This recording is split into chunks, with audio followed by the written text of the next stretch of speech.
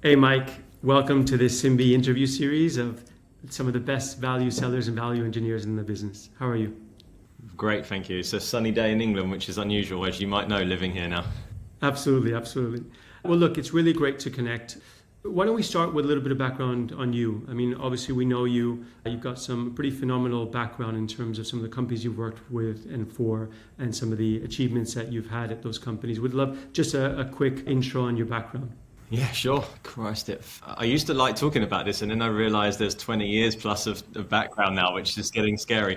Where do I start? Let's talk. Let's accelerate through to the software world. So the world of education to work started in the army for me. I went straight from school into the Second Iraq War as a bit of a life-changing experience for me, and I think the army, for all intents and purposes, taught me a huge amount of character, which I think is massive in the selling world. Particularly made use of all of those attributes that you learn there. Out of that, straight into selling IBM, Lotus Notes, Domino development and administration tools. So imagine that. That was on its way out, but I was working for a small company in Cambridge that had a niche in the market, and that was a phenomenal experience selling to enterprise companies, but not with an enterprise sales motion, let me tell you. And fast forward into my first job in London, where enterprise selling became part of what I did. Mimecast was my first real taste of that.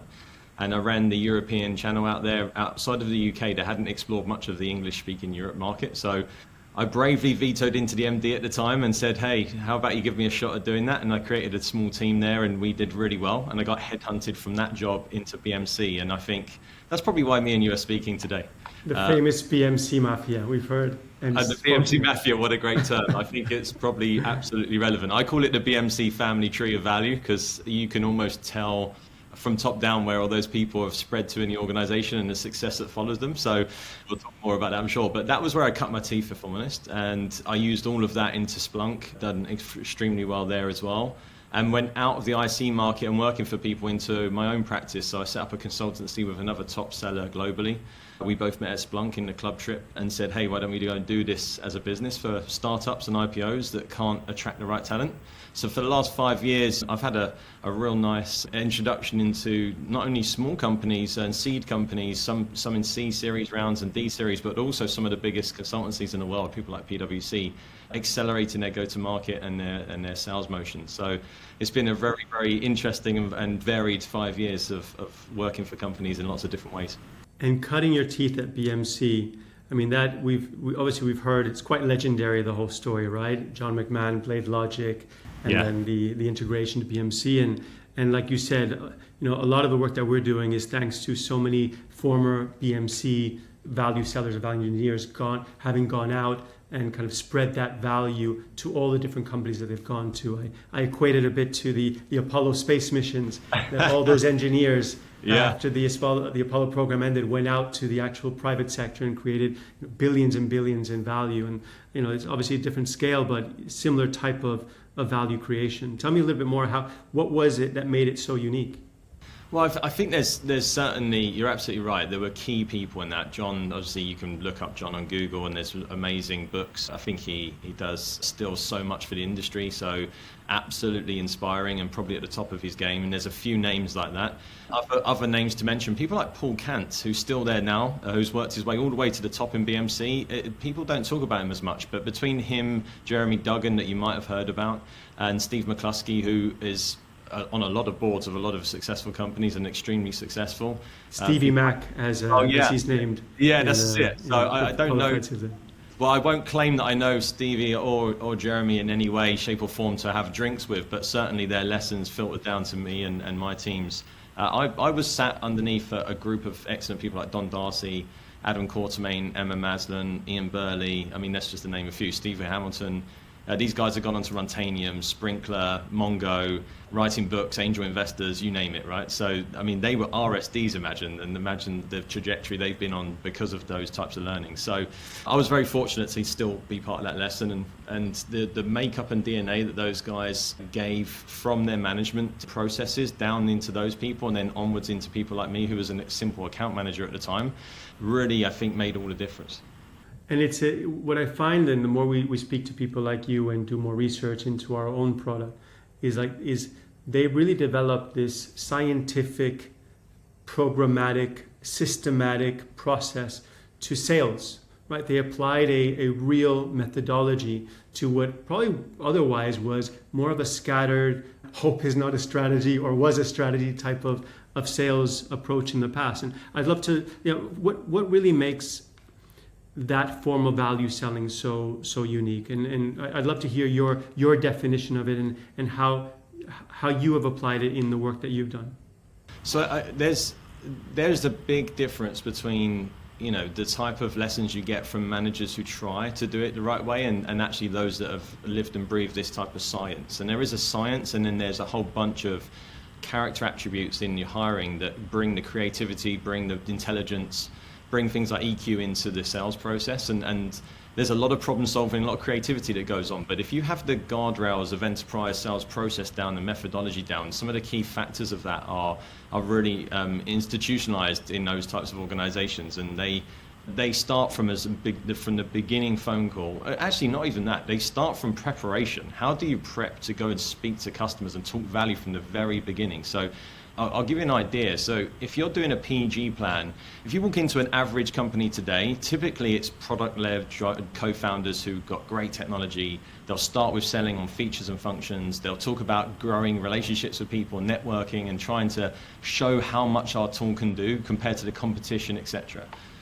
What a PG plan looks like for an enterprise company, driven by these types of science, is you look straight away at the board pack and the investment pack of a company, and you're trying to divulge out of that colossal amount of information. You're taught to search for key value drivers that your tool, your product, your service is going to be able to attach itself to. And the very reason for that is because further down the sales process, you're going to be asking to speak to what they call an economic buyer in medic terms. And without training from the very first day, your whole entire sales campaign to be focused on trying to attain partial or entire goals for that EB from the very beginning, you're never going to be able to enable the people you're going on that sales journey with, the engagement with, when you're doing your discovery calls, finding your champions, getting past the demo. If that narrative isn't there from the beginning, when you go to get the budget and the decision criteria and the sponsorship and everything else that you need from an EB, typically that you have to sometimes start again or just get thrown out of the room if you don't start from the very beginning. So I think one of the key science ingredients is always having that goal in mind of getting higher in a business and speaking their language, but setting the whole campaign up from the beginning so that it's focused on value, it's focused on those goals. And let's be honest, if you're asking for big money, and the bigger money always comes from the top of the organization, you have to be helping them with their goals. Otherwise, why would they spend their budget on your products and service? So I think that's one of the key takeaways that I learned. And every part about the sales process that they teach has all of those little tips and tricks in them to help the journey to that place and to deliver value every single step of the way. And we've heard also, and we've seen that, the market is clearly not what it was 4 or 5 years ago. And we're seeing a considerable increase in the demand, the need for value selling. CFOs increasingly in the room, involved in buying decisions, even smaller purchases. And it feels like this is a whole methodology that's been built up from best practice at generally the very high end of enterprise and strategic sales. So maybe 200, 250K and above type ARR, ACV. How do you see that, the market need for that level of value selling further down the ACV size and segment? How do you see that evolving to be able to be applied to not even mid-market, but even lower size enterprise deals where there's much more volume? Well, here's the market problem for you. So every single person should do this process. But the problem is that time to do this process and the resources needed is assumptively large and heavy and expensive. I mean, how can you justify putting a massive squad of BVC consultants out there that cost, as hundreds of thousands of pounds? How can you justify that for a product that's doing, 10, 50K deals every year at the beginning of its life? So I think it's not about the fact that the market thinks you shouldn't do it, or that sales leaders don't want to do it for the masses and for the, let's call it mid-market or commercial deals, which are sub 200K or less. Actually, the reason why they make that bar is because the amount of effort required to go into those from an economics point of view is just the cost for the opportunity is way too high when you're doing that. So I think the reality of it is that the only reason people don't do it until they get into those higher echelons of money is because it's simply not affordable. And I think that's the key problem. I believe that the other lens that people don't look at in this scenario is that the EB is assumed to be a C-level person, or maybe C-1. But for a 50K deal, let me give you an example. When I was working with Barclays, and right now I'm working as a CRO in a company that's working in the financial markets and selling AI onto that market, especially around risk. So you've got the CRO, Chief Risk Officer, of the whole of Barclays. Now, do you think Talib Shah wants to talk to me when I'm speaking 100K deals? You just know straight away I'm not going to help him. So I think you also have to bear in mind that this process, if it can be done at the right level of cost to an organization, and the focus isn't just on C-suite, like the things that strategically people worry about is, do I put all this effort into trying to get to C-level objectives? No, because your EB is halfway down. It's like 54s below that CRO in Barclays that I'm talking about.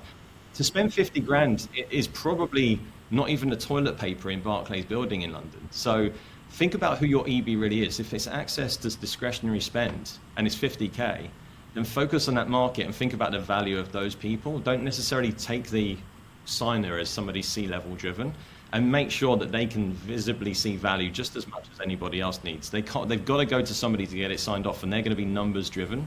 So the ROI, the business case still has to be done, and you can't expect your prospects to be doing that in their day job as well.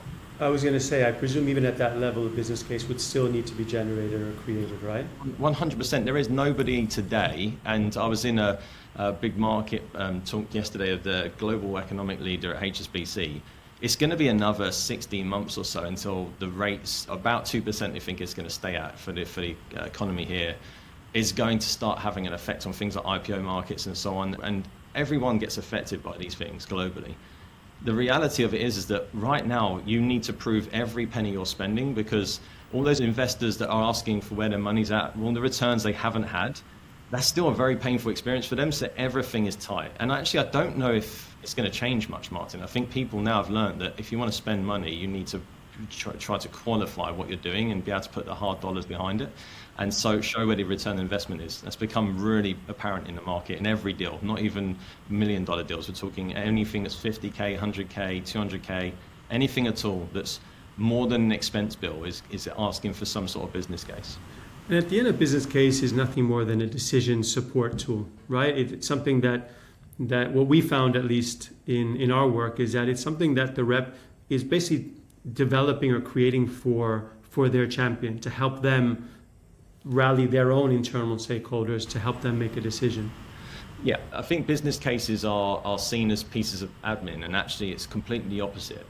What they are, imagine, and I talk about this when I'm teaching value selling to teams. So imagine you've got 10 personality traits of the people you're selling to, and we're selling in the technical market, typically in software market, and then compare them to 10 set attributes of a character of a salesperson.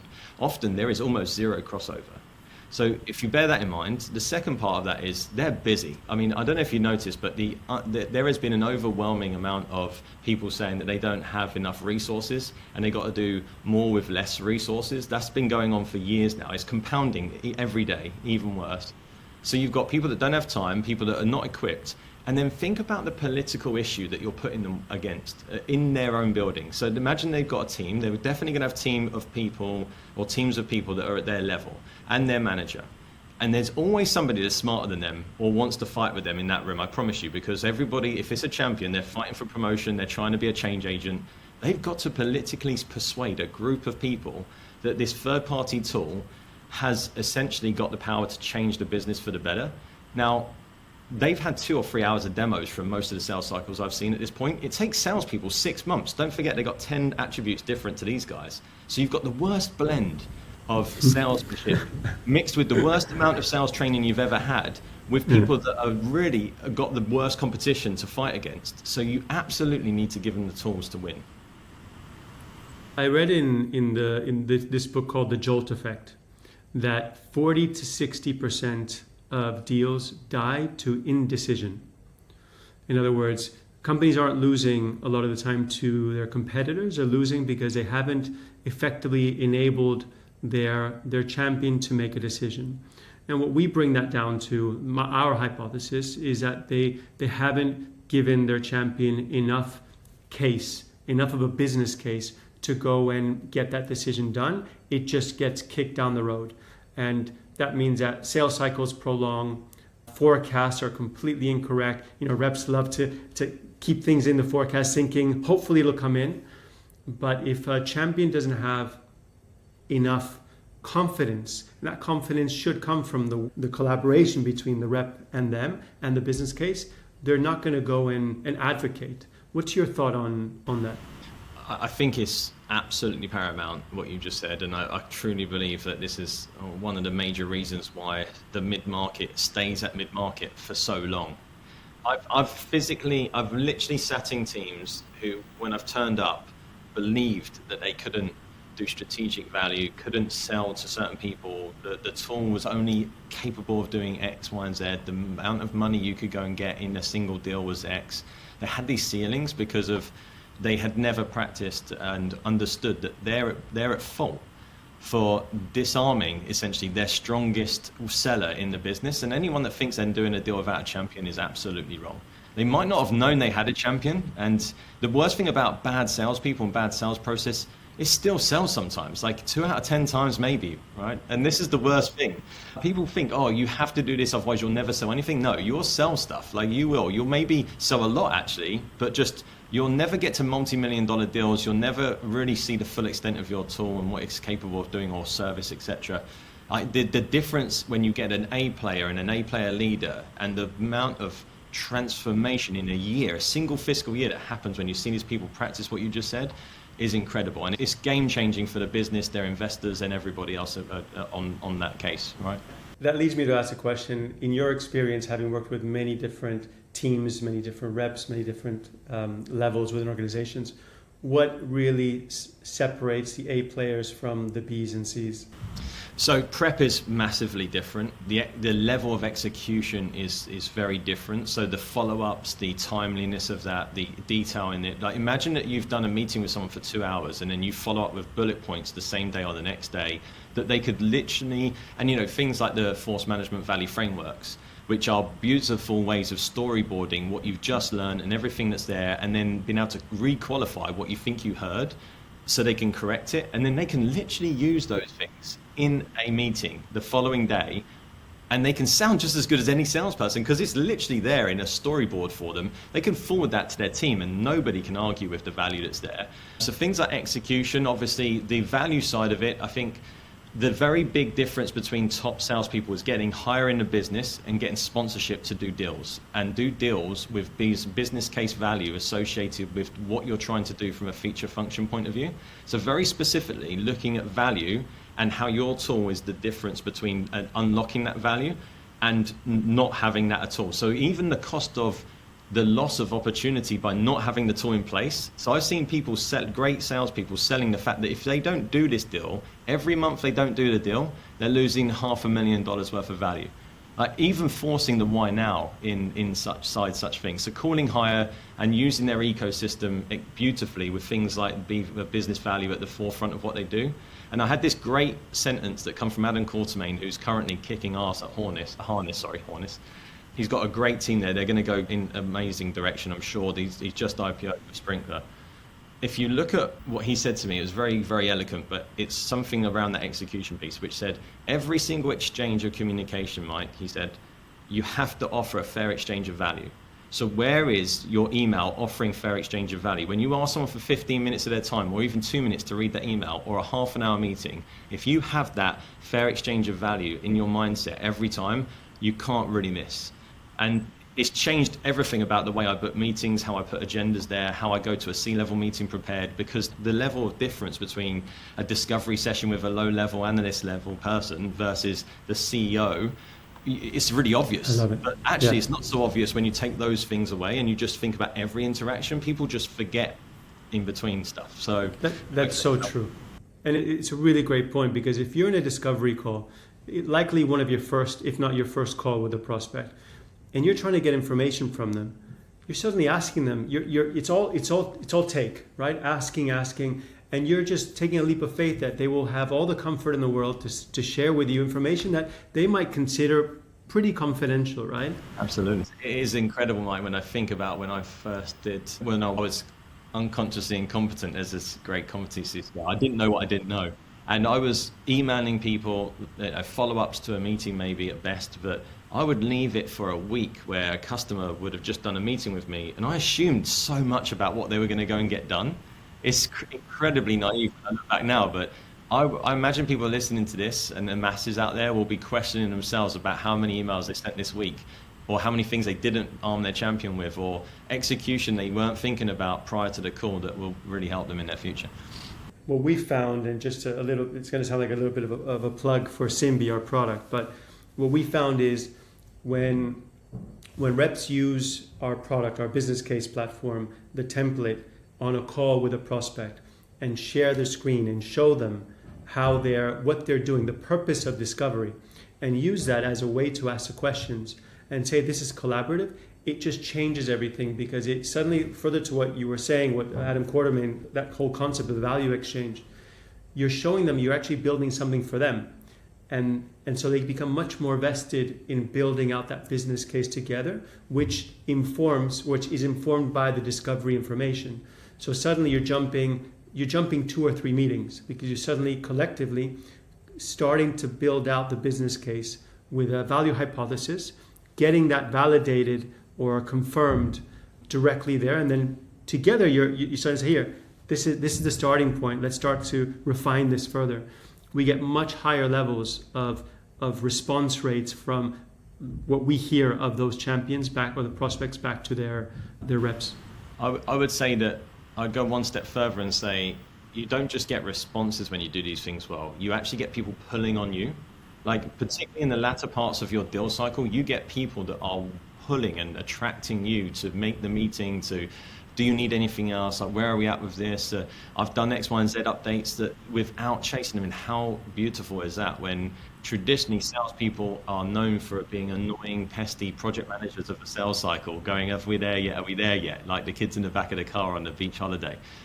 Actually, if you're experiencing that, that's because of the things we're talking about right here. When you offer true value and you're truly engaging with a customer on a value cycle, where there's a real belief that the two companies are in a partnership together, and that what you're about to create as a work in the sales cycle is going to become the thing they hang their hat on as the transformation that's going to get them promoted in 2 years' time, let me tell you, that does not end up with you chasing them. That is a collaborative two-way street. It feels like you've done a bit of consultancy together. It's extremely different. Yeah, and they come out of it first much more fulfilled, more vested, and then they end up looking good within their organization, because when their stakeholder, their economic buyer says, what's the business case on this? Here you go. This is something with real depth. It's not just an ROI number that's static. It has narrative, it has concept. It's foundational. And I think nowadays you also have to be able to go back on that business case quarter after quarter to report to your business. And I think if you do a proper job of understanding and playing to your champion the pains and how we're solving them, and where the business case numbers stack up, and having a proper workshop around that, like showing the formulas and the back end of it and how it's building that out, how it's weighted it. What happens in the go or no-go meetings with your economic buyers is that they'll ask the champion, they'll point them out in the room. I've done it a few times, and the champion will get pointed at saying, do you believe in his numbers? Like, what's this, what's that? And they can audible ready on being able to explain how that number comes to fruition, but also is weighted practically and sensibly to be able to deliver true return on investment. So much so they really believe it, and they sound like they've been the BVC in the whole thing. If you've got that level of execution, you're never going to get a no from an EV. Simple as that. And you mentioned something about the value delivery side. And one of the things that's become very popular is this concept of the revenue bow tie, right? I think developed by Winning by Design, the consultancy. And it talks a lot about, the first part of the sale is just part one, which is getting it sold. But the real value comes in the impact. And that impact is demonstrated through the ability to showcase the value that you're delivering. Because the real profitability of an account for a vendor only happens 12, 18 months post-sale. And so that delivery is key. And how do you see the business case forming part of that, or evolving as as the delivery happens. So the days of drive-by selling a 5-year deal are gone, right? I mean, you might get away with it with the biggest companies in the world, but in reality, unless you're one of the top 5 spends in that company, put a whole bunch of money into a service catalog and draw down from it, and hopefully over 5 years you get some return on investment stuff. That's all gone. And for a majority of companies that, particularly your target audience, I doubt very much that would ever have been the case, and they could never put a go-to-market based on that playbook.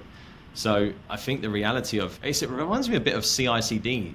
It's that constant loop. It's actually the same bow tie sort of drawing almost. It's to go back to customers and to have a partnership where you can upsell, cross-sell, increase your sale, be a value partnership. You have to be able to look the people that you've just sold to in the face year after year and talk about how you've done, how have you performed. And if you haven't done a business case, how are you measuring that? Apart from your relationship in the pub and, if you've got a great championship behavior where you're spending some of your company's expenses on keeping your contacts happy, how are you really measuring the value of what you've bought as an individual, but also as a company, a service, a product? I think it's really key that the business case is the start of that relationship. It's the measurement of that relationship in value, but only that. Everything else comes from the relationship that you hold and the way you go back and use that. But it's at the foundation and the heart of being able to prove to anybody that knows no one at Simbi, for example, it can literally be the tool that you can go back anytime within 24 hours and say, we said we'd do this, here's how we performed against what we said we would do, this is the result you've had. And now you become best friends with that person. And if you can't do that, you've lost a massive magic opportunity to stay there, to beat off the competition, and also to cross-sell and upsell should you need to do that. Absolutely. We always see the business case up until you actually start delivering, no matter what, it's still a hypothesis, right? As founded in fact and true historical performance.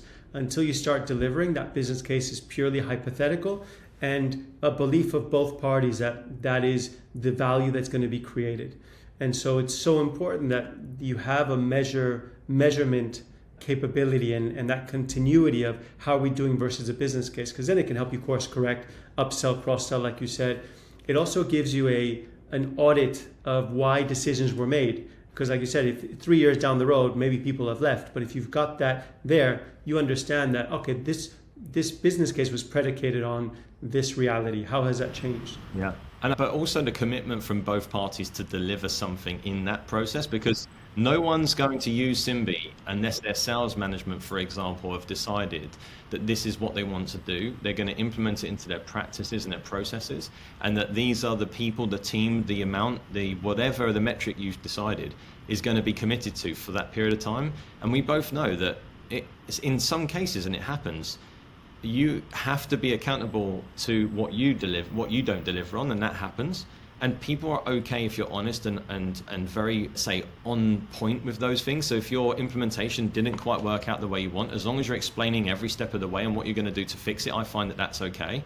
But equally, it's the other way around too, because you need to go as a product service or on the business case, say you committed to doing this with this resource, with this amount of intention, and place it here in this group of people to get the value. So it gives you the tools to go and do that customer success thing on both sides and push them, because you can show them every dollar they don't get, or hour saved, or risk reversed, or whatever it is that your business case is proving. You can show them by every month they delay, they're not going to be able to achieve those things. And then you can go to the EB that signed it off and say, I'm sorry, but for 6 months now I've been pushing this button and you've lost X amount so far. Do you want to do something about it? How can I help you? And I think that's a beautiful place to be. You can't do that about a business case. We find it helps with indecision, of course, because every month this is what the compounded impact of not moving forward. But equally, it also helps to prevent or circumvent any discount discussions. You want a 10% discount? Buy now. Right? No, I mean, multi-year deal maybe, but you're absolutely right. Money should never come into it if the value is 4, 5, or 10x and you've proven it. And the beauty of this process is you do it early enough in the process where no one's talking money. It's not procurement yet. And actually something you didn't pick up on or mention, but I didn't say, is that the business case enables you to call higher earlier into that process, a EB into the discussion, who tells you what the decision criteria is going to be, which is all MEDDIC terms. Economic buyer is someone with the ability to spend the money, and the decision criteria, which is what are the things they need to see in your business case for them to sign against it. And let me tell you, how many people truly know what their CEOs, CTOs, CIOs, and other managers really, really think, and how do they know how they want to spend their money, really? Because majority of decisions are made way, way above their scale often, but no one tells you these things are coming down the track until they're there half of the time. So even if you've got a champion who is really, close to the EB, there's always something that comes out of the EB's mouth in those situations, he or her, that has a situation that the champion goes, I'm surprised about that. So don't take it for granted. That knowing of the decision criteria is like getting the exam results for your A-level exams before you go in there. You just have to fill in those answers and you've got an A+. So go and get that done and use the business case as the way to go and get it. Or stop your process from that point onwards. Because if they're not willing to sign, if they're not willing to spend the money you're talking about, they'll tell you straight away, and you've just saved yourself and your team 3 months, 6 months of absolute heartache. Amazing. Thank you, Mike. This was always an educational experience to speak with you. I do have 2 final questions for you.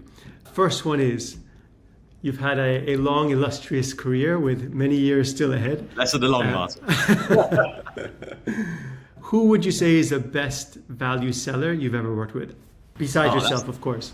I was going to say, that's a struggle. No, there is too many. I mean, Rose Chegwin was amazing. I mean, I never forget, she leveraged her family were in TV, and she leveraged a BBC film crew, I believe, to go in front of John Lewis to do a PG veto. And she does amazing campaigns, and, doesn't try to be too technical either, thinks entirely about value. So she's an amazing salesperson. Someone, I think Lloyd Hares is probably my most, people don't know much about Lloyd when I speak about him, because he's been underneath Don Darcy from BMC to Mongo. Let me tell you, that person is the most special salesperson I've ever come across. He's a naturally phenomenal C-level kind of poise about him. Like, communication is amazing, his prep is amazing, execution is amazing. He's very smart, very creative. He's the most natural gifts. Lovely guy. Like, he's everything. He's so annoying.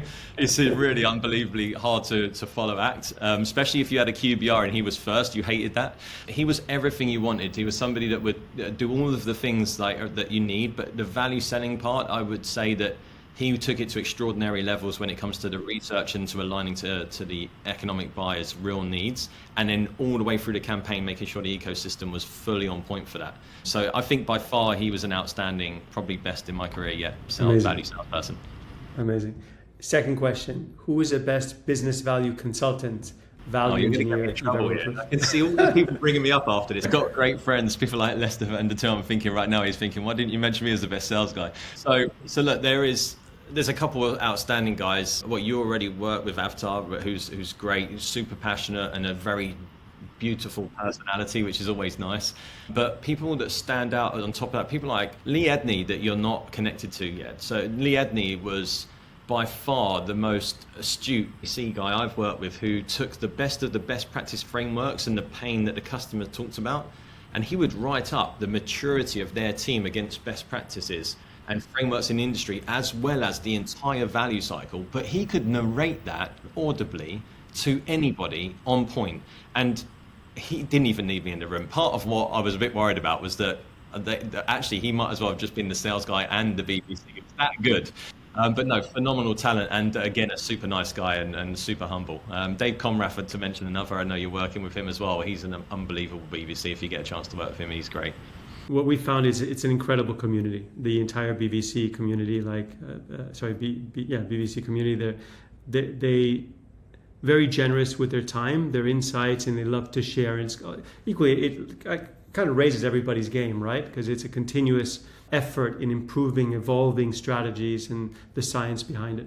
No, yeah, they all know each other, right? There's an elite class of BBC people, and to be honest, you don't survive long in that world unless you're at an elite level. Because as you mentioned at the front of this, and it's a shame actually, but majority of revenue comes from top 5% players in a company typically, and if you look at all of those players, they all do value selling, and all of them use the BBC consultants time up. Like, they literally are on fast dial, like the bat phone, to every one of them, and it makes you wonder why there isn't just 100% of people like that in businesses. But the talent pool is very short and shallow, and I think there is a community of excellent BBC guys out there, but I reckon that there's probably 50 people globally that are that level, and we've probably just mentioned, the top 10 to 15% of them as well.